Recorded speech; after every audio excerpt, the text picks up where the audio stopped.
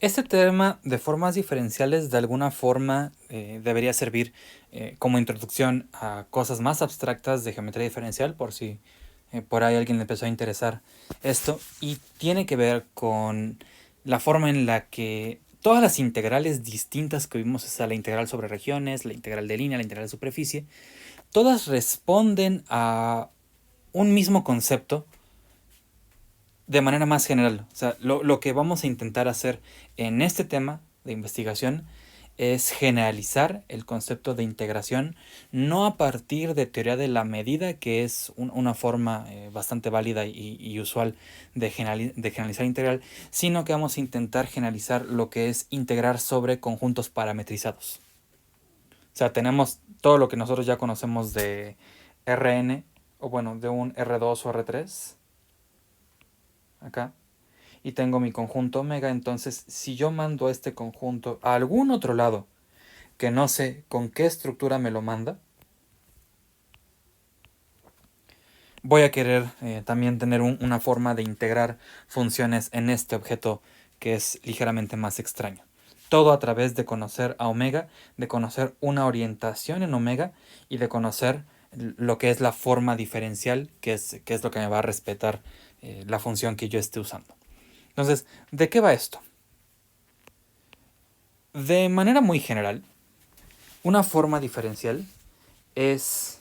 Se dividen en varios tipos, claro, pero lo primero, en alguna literatura la van a encontrar como formas básicas, que es distintas formas de medir. Bueno, miden áreas o volúmenes con signo. ¿De qué va esto? Nosotros pensamos, por ejemplo, en R3 que tenemos varias cantidades que medir. Entonces tenemos longitudes, tenemos áreas y tenemos volúmenes, y cada una de estas cantidades va a corresponder a una forma diferencial específica. Por ejemplo, si yo tomo un dado vector, así nada más el vector, que yo sé que tiene 3 componentes, entonces yo puedo medir la longitud de cada proyección. Yo sé que esto tiene como un Vx, esto tiene un Vy y esto tiene un Vz, que es el efecto de proyectar el vector sobre cada una de sus entradas, ¿no? Esto nosotros pues más o menos lo conocemos. Así que tengo formas de medir, tengo 3 formas distintas de medir longitudes acá que tienen que ver con las entradas. Esto es de inicio. Luego, si yo tengo 2 vectores, también voy a poder medir el área que tiene que ver con un paralelogramo acá. Esto es otra forma diferencial. Si yo cambio la orientación, entonces esta área se invierte el signo, que eso es una propiedad a la que ya estamos acostumbrados. Y la otra es que si yo tengo 3 vectores, pues puedo calcular el volumen del paralelepípedo que engendran. Entonces tengo longitudes con signo, tengo áreas con signo y tengo volúmenes con signo. Entonces, ya que la orientación es importante y eso es lo que va a suceder, que el hecho de cambiar yo 2 de estas me va a invertir un signo, eso nos dice, o eso ya nos sugiere, que todo esto se define a partir de determinantes. Así que en un mismo espacio, entre mayor sea la dimensión del espacio, más cantidades físicas relevantes tengo a medir. En un mismo espacio voy a tener distintas formas básicas. Y a partir de las formas básicas yo voy a definir las formas continuas y diferenciables, que las más importantes acá son las formas diferenciales. Así que una vez que ya tengo estas formas que se denotan, las más elementales, que son las que me miden longitudes, se denotan como dxi, es decir, dx1, dx2, dxn, o en nuestro contexto de R3, dx, dy, dz, que esas son funciones, las más elementales, las que corresponden a longitudes, que yo me voy a fijar. Lo que le siguen serían las áreas y se denotan como productos cuña de las anteriores. Entonces esto se define como un cierto determinante y como que hay alguna relación recursiva que a partir de las cantidades anteriores voy a definir las nuevas. El volumen, de seguro ya lo podemos ver, va a ser un triple producto cuña de XY, de XJ, de XK y así me voy. Entonces, en general, vamos a hablar de una K-forma como un producto cuña desde I igual a 1 hasta K. Bueno, una P-forma.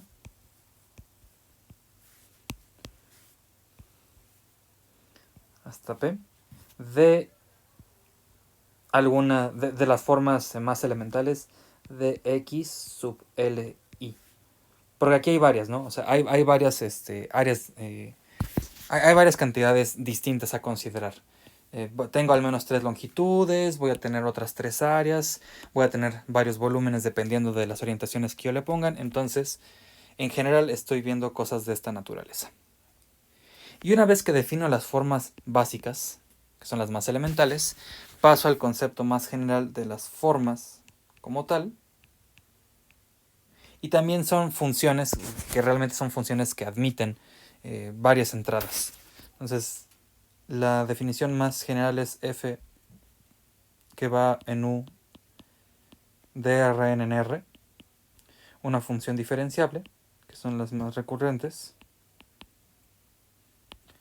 y defino omega como la forma básica que toma un valor f de alguien, de un xi0, y esto lo multiplica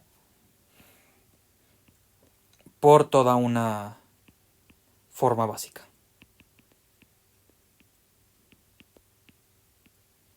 ¿Sí? Entonces esto sería la P-forma asociada a F y a la forma básica esta de acá. ¿Sí? ¿Por qué? Porque finalmente el resultado de esto es un escalar y si lo multiplico por otro escalar, pues preserva la estructura. De hecho, todas las formas tienen una estructura de espacio vectorial. Y me puedo dar la libertad aquí como de para cada punto de mi U, algún Rn que no es el mismo de los anteriores, no necesariamente, puedo definir una nueva forma. Los puedo sumar, los puedo multiplicar por constantes, lo puedo multiplicar por funciones que dependen escalarmente de otro valor vectorial. Así que esta es la discusión de los elementos en general, o sea, esto es las formas diferenciales. Y una vez que yo defino esto, pues voy a tener distintos elementos. Un elemento de integración de longitudes, un elemento de integración de área, un elemento de integración de volumen. Y este es el concepto unificador de las distintas integrales que hemos visto en el curso. Así que, ¿qué significa integrar una forma sobre algún conjunto parametrizado? Esa sería una pregunta a contestar. Otra pregunta es, ¿cómo se deriva una forma diferenciable? ¿Qué significa derivar una forma diferenciable? Una forma diferencial. Y entonces, ¿cuáles son las distintas derivadas que nos dan las distintas formas diferenciales? La sorpresa en esta parte del curso va a ser que estas formas diferenciales, que las derivadas de las formas, corresponden a cantidades que nosotros hemos manejado de manera particular, que como que no tenían mucha relación entre sí, pero se van a ver como casos particulares de este concepto más general. En particular, aquí vamos a ver el rotacional. En nuestra notación, que ya no es tan útil, pero la notación que estuvimos manejando de producto cruz. Y la divergencia también va a aparecer por acá. Entonces, estas son derivadas de formas y eso es algo que vamos a ver. Entonces, si quisiéramos hablar de un teorema que relacione a las integrales con sus derivadas, como fue lo que pasó en el teorema de Green, el teorema de Stokes y en el teorema de Gauss, estaríamos viendo a un teorema muy general, que es tan general que es un poco difícil de seguir, y que no es la intención que se ponga la demostración de esto en su proyecto, pero estaríamos hablando como de manera muy general que la integral de la diferencial de una cierta forma sobre un dado conjunto es igual a la integral de la función tal sobre la frontera del dado conjunto. Esto es algo que tendría que especificar mucho mejor, pero es a lo que nos lleva lo que se puede llamar el teorema generalizado de Stokes. Entonces, este es el resultado más importante, que no se demuestra normalmente en un curso de cálculo 4, este es un tema optativo, pero que esto nos da como casos particulares todos los teoremas fuertes de integración que vimos. O sea, son de esto, caso particular el teorema de Green, el teorema de Stokes y el teorema de Gauss. Entonces, si ya están viendo que les está llamando la atención la geometría diferencial y quieren seguir ahondando y quieren encontrar una relación entre los distintos conceptos de integración que hemos visto y cuál es la cara más general de este tema, pues les recomiendo que revisen el tema optativo de formas diferenciales.